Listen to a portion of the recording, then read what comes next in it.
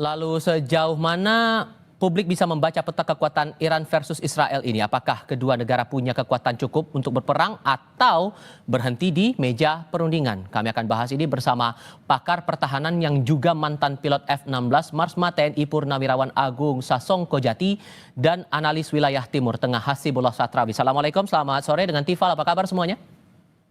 Baik, Mas Tifa. Selamat sore, Mas Agung. Terima kasih semua sudah bergabung bersama kami.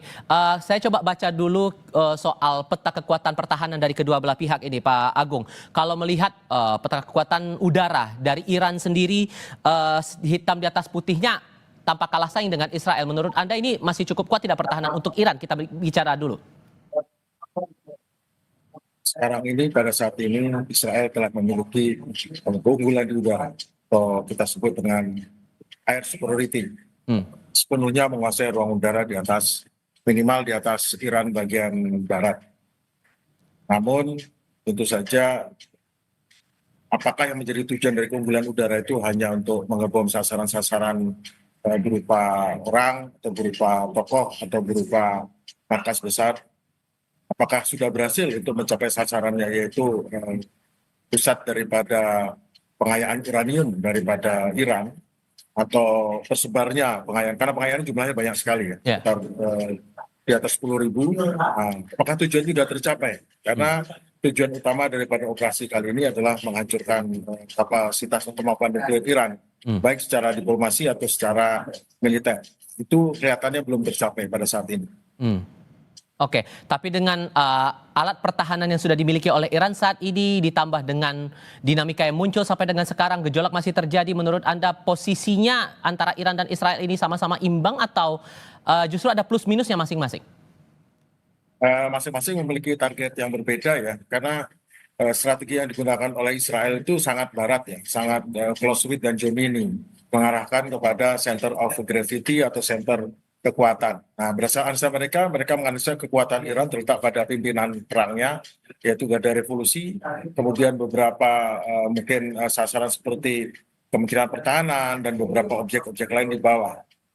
Dengan cara ini mereka menganggap bahwa Iran akan menyerah atau Iran akan mengalah dalam perundingan, namun ternyata itu tidak terlalu akurat. Dan ternyata meskipun yang normalnya di negara lain itu membuat mereka lumpuh, justru Iran masih sanggup membalas dengan mengirimkan rudal yang meskipun mungkin hanya 10-20% masuk ke wilayah Israel, tapi cukup memberikan balasan yang membuat tentu ada masalah juga di Israel, kepercayaan pada pemerintah. Intinya menurut saya adalah strategi Israel dan Iran ini adalah strategi yang memang berlawanan.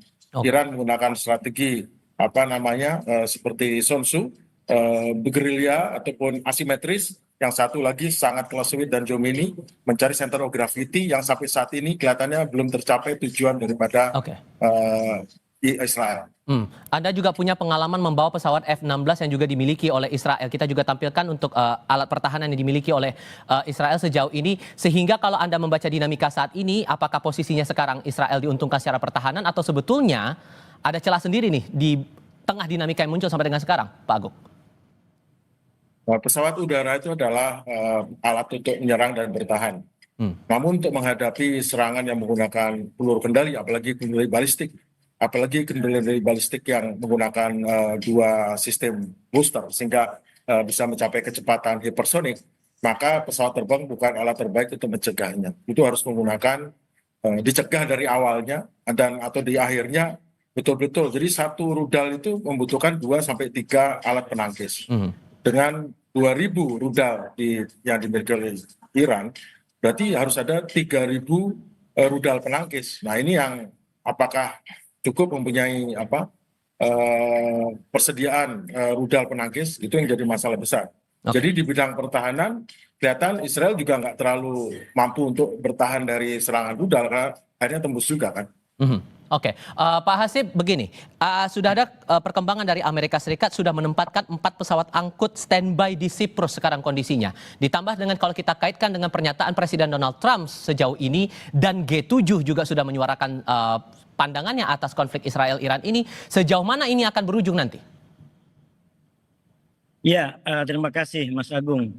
Saya di waktu yang cukup singkat ini saya tetap ingin memulai dari empati kita semua kepada para korban dari kedua belah pihak, sembari berdoa semoga perang ini tidak berkelanjutan menimbulkan penderitaan bagi kedua masyarakat sipil terutama. Mas Agung, kalau Mas Tifa, kalau saya melihat dari perkembangan hari ke-7 ini, yang ditanyakan tadi, yang pertama memang di tingkat statement itu jauh lebih cooling down di hari ke-7, terutama kalau dibanding hari ke-6. Kita lihat dari ke-6 Presiden Trump terutama itu sampai pada tinggi-tingginya ancaman yang disampaikan. Tapi di hari ke-7 ini justru ada hal-hal yang tone-nya jauh lebih positif karena bahkan ada berita bahwa di antara timnya Iran dan Amerika Serikat kemungkinan akan berunding. Itu di tingkat wacana ataupun pernyataan, dan memang per hari ke-7 ini Presiden Trump tidak mengambil kebijakan apakah akan bergabung dengan Israel atau tetap dalam posisi yang netral dalam tanda kutip walaupun tetap lebih dekat ke Israel. Tapi di tingkat lapangan saya melihat justru ada agresivitas yang jauh lebih tinggi.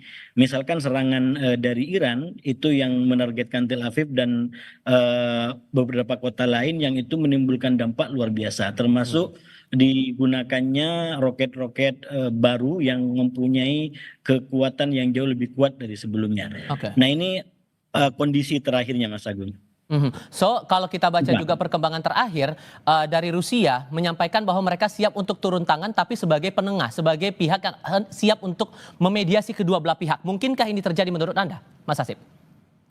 Ya, kalau kita membaca dalam perkembangan yang begitu cepat ini, memang kita nggak bisa jangka panjang. Kita harus day to day, karena situasinya begitu cepat. Nah, kalau dibaca dari Rusia, menurut saya Rusia dan beberapa negara lain di tingkat statement paling tidak itu masih begitu abstrak ya, masih begitu abstrak, dan justru yang begitu jelas itu adalah peningkatan terutama di level pendukung Israel yang sangat kuat menyampaikan hal-hal yang sifatnya dukungan di tingkat wacana tapi belum menjadi tindakan konkret.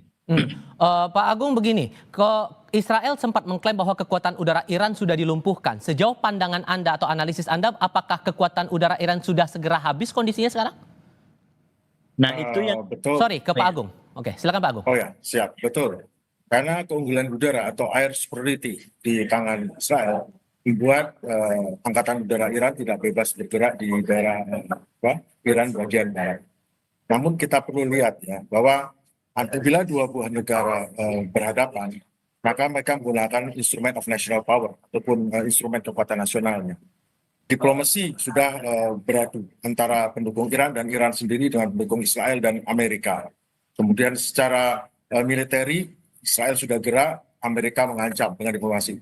Dan secara ekonomi jelas Iran sudah diberi sanksi yang berat, sementara Israel juga ada sanksi dari beberapa negara yang disanksi pada Israel untuk terkait dengan apalagi dengan Gaza. Namun sebuah ini baik instrumen ekonomi, instrumen militer dan instrumen diplomasi itu semua diliput oleh instrumen informasional. Instrumen informasional ataupun perang informasi ini yang membuat sesuatu yang kecil menjadi besar, yang besar dikecilkan. Nah sekarang kekuatan daripada perang informasi atau instrumen informasional ini yang sedang beradu. Nah ini yang membuat opini publik menjadi berubah. Yang satu melaksanakan serangan dengan serangan informasi seperti ini, yang lain juga dan juga bertahan secara informasi, buzzer-buzzer berjalan.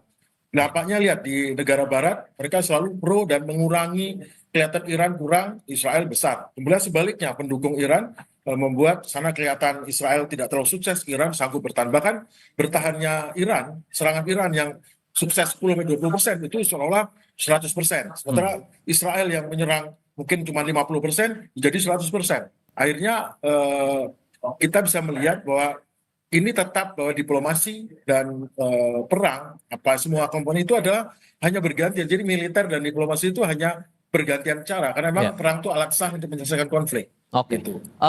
Sehingga Mas Hasib, karena dua-dua pihak ini saling menganggap satu sama lain sebagai musuh, apakah ini posisinya akan semuanya selesai dalam masa perang seperti ini atau justru bisa selesai lewat perundingan menurut Anda? Ada pihak yang menjadi penengah di sini menurut Anda? Di dalam sejarah manapun kalau perang itu kekuatannya berimbang, ya itu mau tidak mau adalah kompromi. Kalau itu berimbang. Nah sekarang ini terus terang secara de facto ini kan masuk kepada keberimbangan kedua kekuasaan. Hmm. Jadi nggak bisa lagi ada klaim bahwa ini yang menang, ini itu tidak bisa. Faktanya roket-roket itu saling menyerang gitu. Nah, oleh karena itu suka tidak suka dalam pandangan saya kita akan melihat kompromi pada akhirnya yang akan berakhir pada kesepakatan di antara kedua belah pihak. Dan itu kita nggak bisa memprediksikan kapan dan seberapa dekat atau seberapa lama lagi. Tapi kalau terus begini, walaupun secara politik dengan imbang ini Iran yang dimenangkan karena Iran menjadi penyeimbang baru, penguasa baru dan kekuatan baru di Timur Tengah. Tapi secara fakta lapangan peperangan tetap aja kalau berimbang begini maka harus berakhir di perundingan. Demikian, Mas. Tapi sesungguhnya Mas, AS kan sudah menyatakan dari berbagai dinamika yang ada sekarang membantu Israel. Apakah Iran juga secara tidak langsung punya backing Rusia dan Tiongkok dan kemungkinan bisa turun tangan juga dalam konflik ini? Nah itu yang berbeda menurut saya. Pendukung Iran ini agak lebih hati-hati daripada pendukung Israel. Pendukung Israel, Amerika itu walaupun faktanya di lapangan nggak melakukan sesuatu, tapi statement sangat dekat gitu. Tapi Iran menurut saya sejauh ini tidak terlalu mendapatkan dukungan yang dekat daripada negara-negara ini. Walaupun Iran sendiri mengatakan kami nggak akan pernah mengandalkan siapapun, kami akan berjuang dengan diri kami sendiri. Itu bedanya di antara Israel dengan Iran hari ini. Oke, Pak Agung, kalau melihat tadi kan sudah sempat singgung soal kekuatan Iran, bagaimana dengan Israel? Kemungkinan mereka akan bertahan dengan kondisi pertahanan mereka saat ini di tengah konflik yang masih berjalan sekarang ini, kemungkinannya gimana? Israel tentu ada batas juga. Pada saat kenyataan bahwa Iran masih memiliki 1.500 rudal dan kemungkinan dari 1.500 itu bisa masuk 150 rudal menghujani Tel Aviv, tentu harus dihitung economic of war-nya. Dan di sisi lain sebetulnya kan kita bisa lihat bahwa sudah mengenai soal Iran punya nuklir atau tidak, dengan mudah Iran itu bisa sebetulnya beli atau dapat dari negara lain yang sudah yang seperti Korea Utara sebenarnya. Namun ini masalahnya adalah Israel itu, pemerintahan Israel sekarang survive kalau dia bisa mengalihkan soal Gaza dengan yang lain, karena di Gaza sendiri dia sudah sangat degraded namanya, citranya. Sekarang dia perlu ada perang lain ataupun konflik lain yang membuat dia menjadi ada balance. Jadi ini semata-mata adalah perang, jadi perang secara fisik, perang secara diplomasi, perang secara ekonomi, dan perang secara informasional. Ini sudah diolah dengan rupa karena terus terang di soal Gaza, Israel itu makin lama makin nggak relevan lagi dia melaksanakan misinya. Dan dia harus stop itu. Nah, untuk menyetop ini harus ada suatu hal lain yaitu konflik dengan Iran.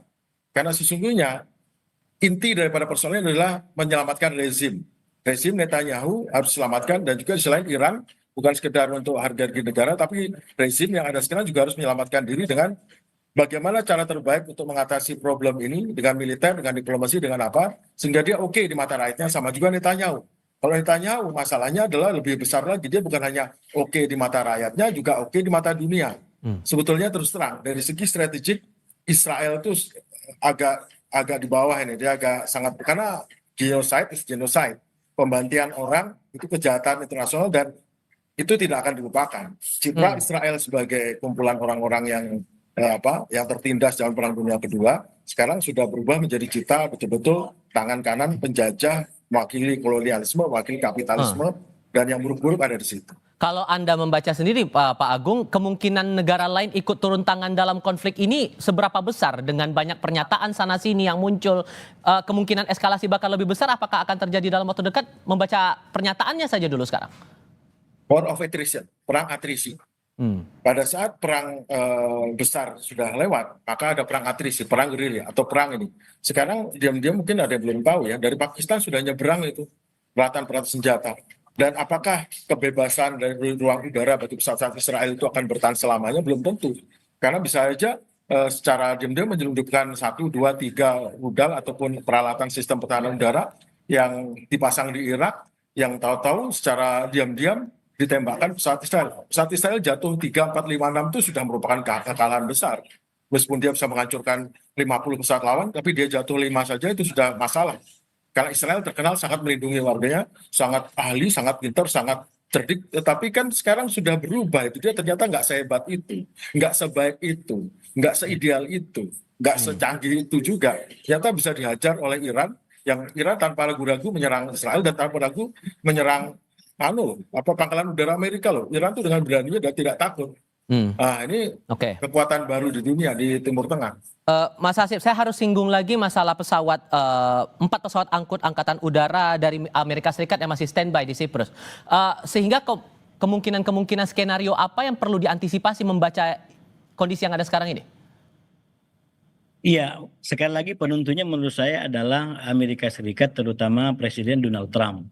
Walaupun Donald Trump ini kan sebenarnya sekarang terjebak di antara komitmen dia untuk menjadi sebagai tokoh perdamaian, ingin menyelesaikan perang-perang yang sudah ada, mengingat perang-perang ini sudah terjadi sebelum dia menjabat, atau dia justru kembali kepada kebiasaannya menyerang gitu. Nah, ini yang menurut saya selain soal kepentingan ekonomi, bacaan-bacaannya ya, Amerika ada trauma tersendiri dengan perang lama yang diciptakan katakanlah di Irak, di Afghanistan, dan itu menimbulkan dampak ekonomi yang tidak ringan. Nah, saya melihat ini yang kemudian besar kemungkinan menjadi faktor Amerika dan terutama Presiden Trump sampai sekarang masih ragu apakah akan bergabung atau justru menjadi penengah untuk menyelesaikan perang ini dan sekaligus tiket menuju Nobel perdamaian yang diinginkan oleh Ragunya lebih kecenderungan ke arah mana, Mas Hasib? Mas Hasib, ya. keraguan Anda itu lebih ke arah mana? Apakah aspek ekonomi yang juga dipertimbangkan, aspek politik, atau ada faktor lain sesungguhnya di sini? Dua-duanya menurut saya sekarang lagi berada di tengah, bukan kita sebagai pembaca yang ragu, memang yang dibaca yaitu Presiden Trump yang sedang ragu. Makanya walaupun situasinya udah sangat darurat kemarin, kenyataannya belum ada keputusan yang diambil. Jadi ini juga menunjukkan bahwa perkembangannya sangat cepat dan Amerika sendiri masih mengkaji kemungkinan-kemungkinan yang ada. Anda sependapat juga Pak Agung di sini atau punya pandangan lain, Pak? Jadi politiknya Donald Trump, politik Amerika itu sama. Jadi politik internasionalnya adalah kepanjangan daripada politik domestiknya. Di sana Trump itu berasal dari Republikan dan di sisi lain ada Demokrat. Keduanya bertentangan. Kalau Demokrat sangat liberal cenderung, kalau Republikan cenderung konservatif. Namun masalahnya dua-duanya sama-sama memiliki pendukung dari pro-Yahudi, pro-Zionis. Nah, ini masalah. Jadi Trump tidak mau kelihatan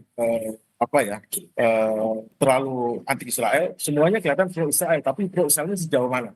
Apakah pro Israelnya pro betul-betul sampai habis-habisan atau pro hanya mendukung sampai batas tertentu?